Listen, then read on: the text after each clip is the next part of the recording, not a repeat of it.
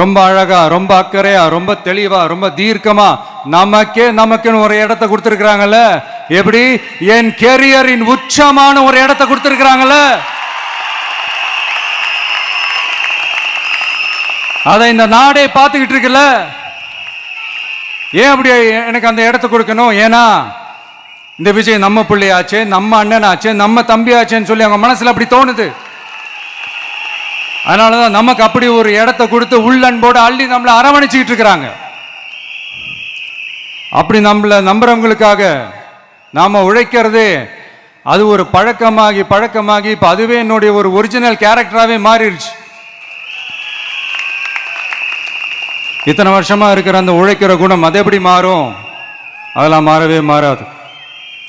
அரசியலுக்கு வந்ததுக்கு அப்புறமும் சரி, ஆட்சி அதிகாரத்துக்கு வந்ததுக்கு அப்புறமும் சரி, ஒன்னே ஒன்று சொல்ற, எழுதி வச்சுக்கோங்க.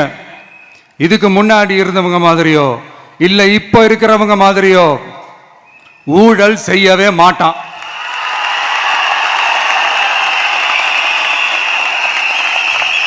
ஒரு பைசா தொட மாட்டான். எனக்கு அது அவசியமே இல்லை. புரிஞ்சுங்களா உங்களுக்கு? எனக்கு அதை தொட வேண்டிய அவசியமே இல்லை.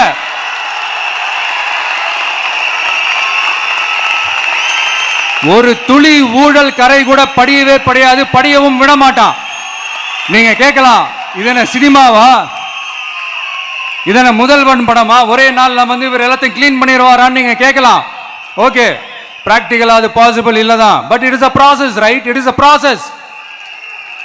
இப்படி எதுக்குமே ஆசைப்படாத ஒருத்தன் அரசியலுக்கு வரான் அப்படின்னா, அவன் கண்ணு முன்னாடி ஏதாவது ஒரு தப்பு நடக்குது அப்படின்னா, அவன் கண்ணு முன்னாடி ஏதாவது இந்த மாதிரி ஒரு ஊழல் நடக்குது அப்படின்னா, அதை பார்த்துக்கிட்டு அவன் சும்மா இருப்பான்னு நினைக்கிறீங்க?